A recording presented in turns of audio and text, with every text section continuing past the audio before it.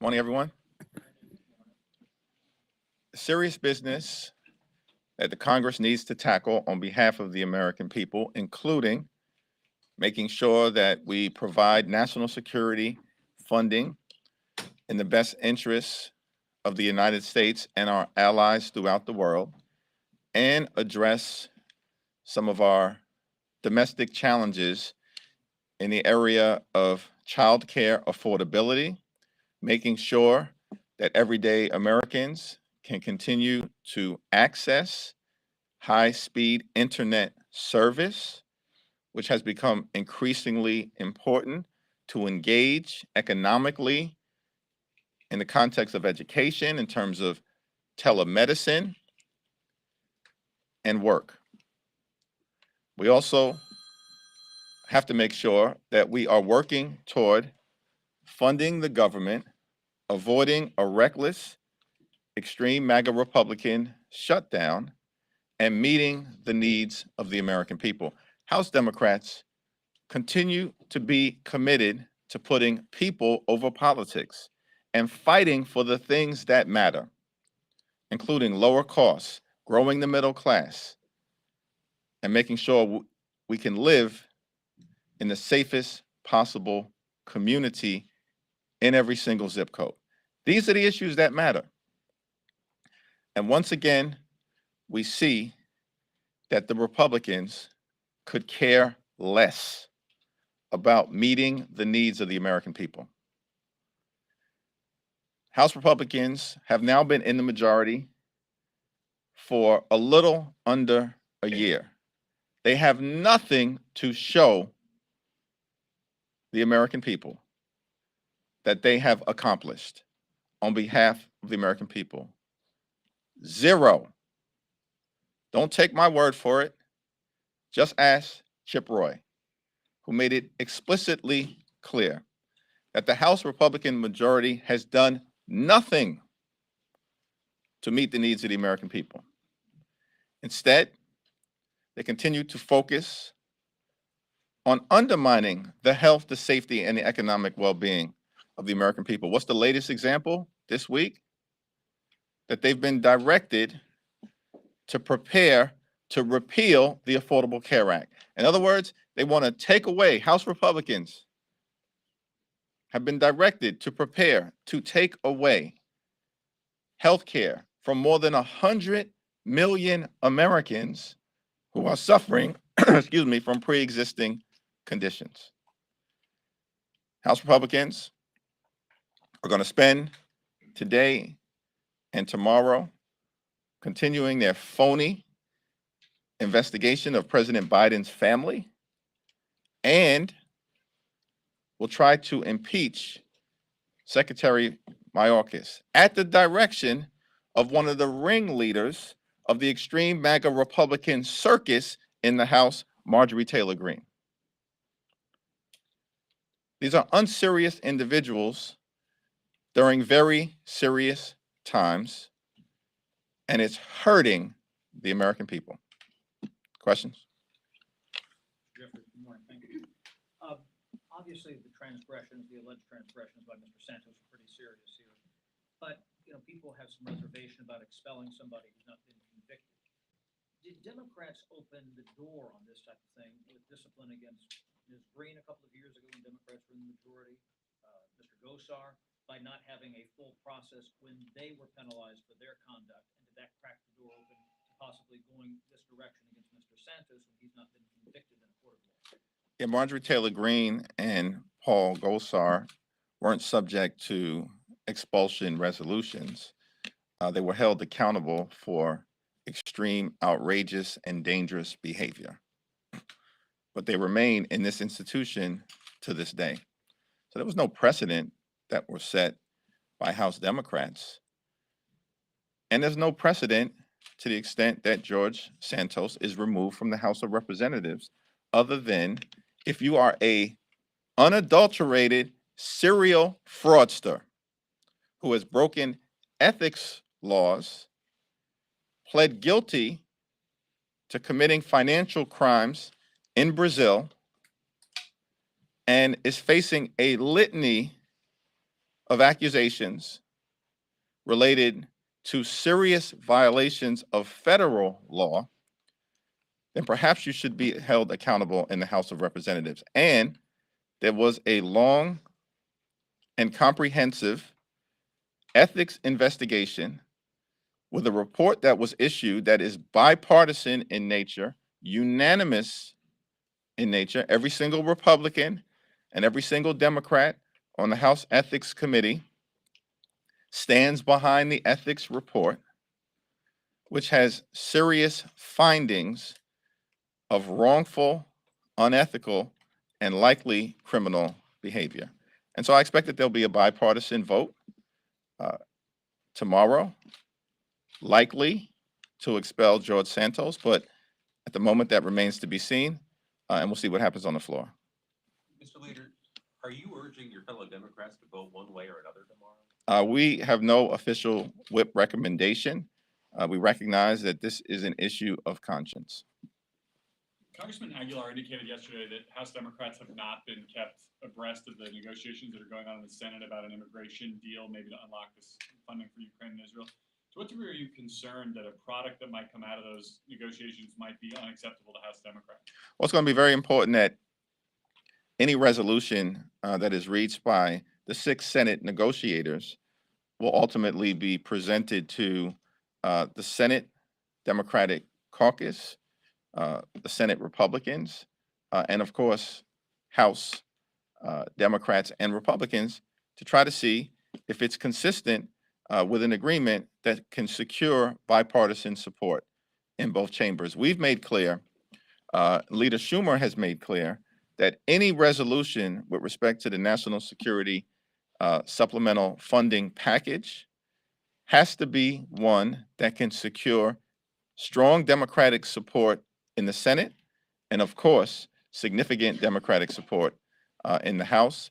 And I look forward to a product being presented to us, which we will then review, discuss as House Democrats in a caucus meeting, and figure out our perspective as to whether we can support it. Have you given Senator Schumer anything that would be red lines for House Democrats? Any guidance about what you think your caucus could not accept? I have not. There are member-to-member communications with some of the Senate negotiators on the Democratic side. I expect that should intensify and continue. We have said that publicly and privately that any resolution of any border security measures has to be consistent with our values as House Democrats. And our view has been that we are a nation of immigrants, and that will continue to be important as a value for us because it's an American value.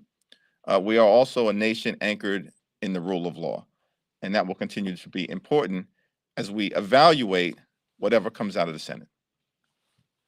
Some of your colleagues are discussing the idea of placing conditions on U.S. aid to Israel, and I'm wondering if you think that that is a legitimate, healthy conversation for Congress to have, or if that is beyond the pale.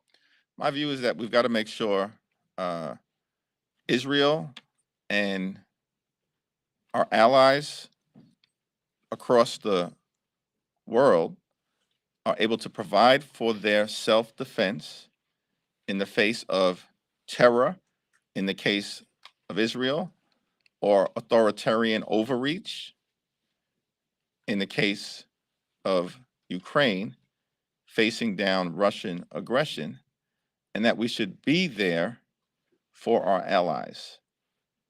And of course, continue to urge anyone throughout the world, but particularly those that we support, to prosecute the conflicts that they are engaged in a manner consistent with the international rules of war. And it's my expectation that that will continue. And certainly the Biden administration will continue to make that clear. Mr. Leader, there's an undiagnosed pneumonia that's spreading in China right now. It's causing hospitalizations despite, is there any concern for the Democrat caucus of the lack of transparency about the illness coming out of China?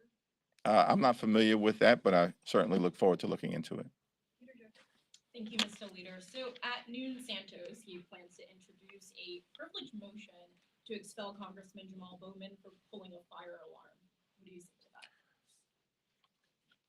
Well, the ethics committee decisively acted with respect to the situation with Jamal Bowman and indicated that no further ethics committee action was necessary. So there's no basis for George Santos, who's a joke and an embarrassment and a serial fraudster, to move forward with any resolution or to take him seriously at all.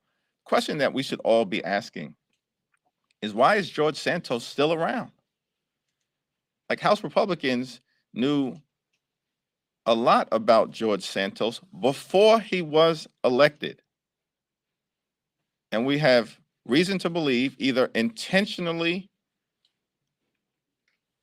kept that information out of the public domain or willfully turned a blind eye. And then when the information exploded into the public domain, continued to coddle George Santos and play footsie with him for the better part of the year. Why? Because House Republicans needed George Santos's vote. And that is the reason, in part, that George Santos remains an important part of the House Republican conference, along with his best buddy, Marjorie Taylor Greene. Thank you. Leader Jeffries, Bailiff Gentleman next are. Santos had mentioned earlier in his press conference that the words that he used was that he was bullied out of this position. He is fairly sure that he will be voted out of Congress. Do you think that if Congressman Santos had actually cooperated more with the ethics investigation, there would have been a chance for him to at least keep his seat, or do you think that this was inevitable? I think it's time to end one part of the extreme MAGA Republican three-ring circus that has been visited upon the American people in ways that undermine the health, the safety, and the economic well-being of the American people, because extreme MAGA Republicans have done nothing to make life better for everyday Americans, and, if anything, are trying to jam their extreme right-wing policy priorities down the throats of the American people in ways that would be harmful. And so George Santos is a malignant distraction, and hopefully that issue gets resolved. But the problem within the extreme MAGA Republican House majority will still remain, because extreme MAGA Republicans have no vision, have no agenda, and have no track record to solve problems for hardworking American taxpayers. They've done nothing, even though the American people are facing serious problems. And President Biden has made clear throughout the year, and House Democrats have made clear, that we are ready, willing, and able to work with our Republican colleagues in a bipartisan fashion to get things done whenever and wherever possible in order to make life better for the American people. But we need partners who are serious in order to do that. And to date, that has largely been lacking. Do you think this will affect New York at all? I do not. Leader Jeffries? Yep. There's a bipartisan push to create a bipartisan bicameral debt commission. The Speaker backs this idea. It's something that could be added to a spending bill early next year. What do you think of that idea? Would you vote for it? We haven't had that conversation within the House Democratic Caucus family, and so I'm not going to get out ahead of that discussion. But there are real concerns that any so-called commission being backed by the extreme MAGA Republicans is part of a backdoor way of trying to gut Social Security and Medicare. Because what we've seen year after year, in fact, decade after decade, is that the House Republican agenda is pretty clear. Slash Social Security, end Medicare as we know it, and blow up the Affordable Care Act. And from time to time, including most recently by the former insurrectionist in chief, say the quiet part out loud. And so there'll be some concerns relative to any proposal being backed by the House Republicans, but there are members in good faith on our side of the aisle who do want to have a discussion about making sure that Social Security and Medicare can continue to be an important part of the fabric of the great American dream, and to ensure that we can continue to be fiscally responsible as we provide for the needs of the American people. It's the other side of the aisle that talks about fiscal responsibility, but continues to actually blow up our debt and our deficit, while Democrats, including under President Bill Clinton, President Barack Obama, and now President Joe Biden, are the party that actually has reduced deficits.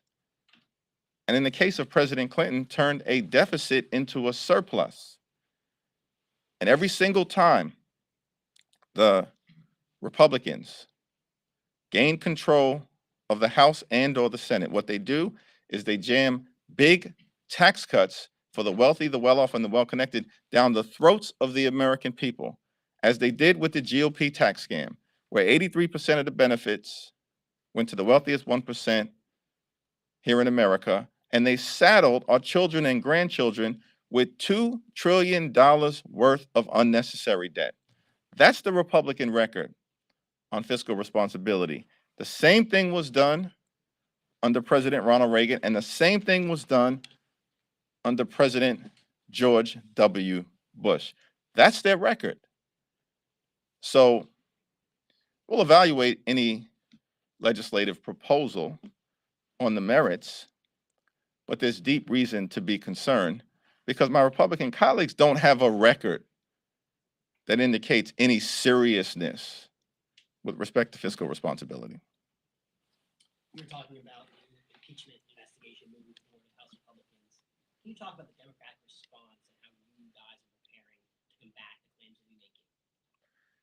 There's not a scintilla of evidence that Republicans have produced to show that President Joe Biden has engaged in wrongdoing, an impeachable offense, or in any way has broken the law.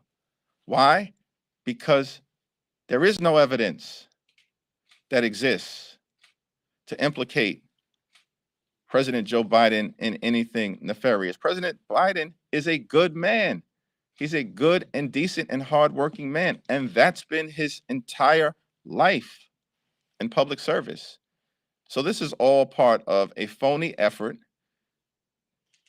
by extreme MAGA Republicans to distract the American people because they have no track record of accomplishment, no vision for the future, or no plan to solve problems for hardworking American taxpayers.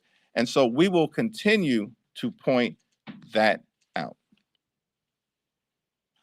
Thanks. Following an earlier thread, Santos has already said he'll file a social resolution against Jamal Bowman. Is there concern among Democratic colleagues that with the expulsion of Santos likely tomorrow, that this could open the door for expulsion to be weaponized against law enforcement? Well, there's an appropriately high bar for expulsion that requires 2/3 of the body in order for an expulsion resolution to be successful. And there is zero likelihood that resolution brought by George Santos or anyone else on the extreme MAGA Republican side, simply for political purposes, will receive a single Democratic vote, let alone a significant number of Democratic votes, which would be necessary in order to hit the 2/3 threshold. Thanks. I'll get you in. The Ethics Committee often takes some criticism around here for moving too slowly, but the resolution coming up tomorrow was introduced by the chair of the Ethics Committee, and you nodded to the report earlier. I mean, do you think this means that the process worked as intended? I think the Ethics Committee tried to do the best job that it could, issued a very thorough report. The chair of the Ethics Committee clearly stands by that report, and members will evaluate it on the merits in connection with the expulsion of George Santos. On the rear of the border, Ukraine, I mean, do you see a middle ground there? Do you think that the Ukraine bill could get done this year? The Ukraine bill absolutely needs to be done this year. And the reason why we're in this situation in terms of not funding the continuation of the Ukrainian war effort is because there are members of the House Republican Conference who are part of a pro-Putin caucus. How unfortunate is that? That there are House Republicans actually rooting for Vladimir Putin to succeed. Don't take my word for it. Take their word for it. Repeated statements in the public domain. Inside the House of Representatives on the Republican side, and certainly outside of the House of Representatives by influencers of the extreme right wing, like the former president and Tucker Carlson.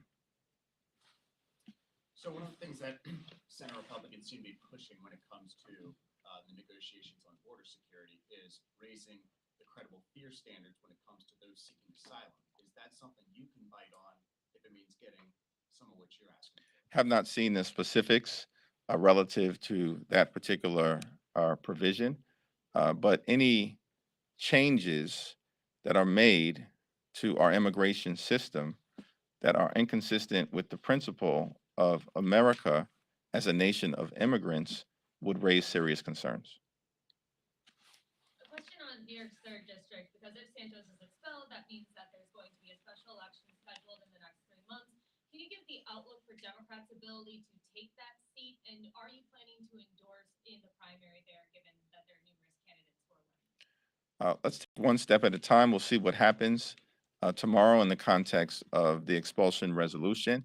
And then the process will be in the hands of both the Nassau County Democratic Party and the Queens County Democratic Party, at which point it will be my expectation that there will be some conversations between those two county organizations and stakeholders all across the congressional district and within New York's congressional delegation to chart a path forward so that New York's 3rd Congressional District can elect someone who's actually interested in solving problems, interested in putting people over politics, interested in making life better for the people on Long Island and Eastern Queens, as opposed to embarrassing them and embarrassing the nation. Last question. To that point, though, I mean, if this is a plus Biden 8th district swung to plus 8 for Santos, you're confident Democrats can win it back. And the fact that we have heard relatively little from Congresswoman Lee Stefanik, who of course endorsed him, as the top Republican from New York, just any thoughts on that? Well, George Santos is a national embarrassment, but clearly an embarrassment to New York Republicans, an embarrassment to the people who stood by George Santos and helped elect him, like the House Republican Conference chair, who bragged publicly about the significant amounts of money that were raised by her and New York Republicans in order to elect a serial fraudster. And it's going to be up to Democrats to now clean up the mess in New York's 3rd Congressional District that the Republican Party left behind. Thank you, everyone. Thank you.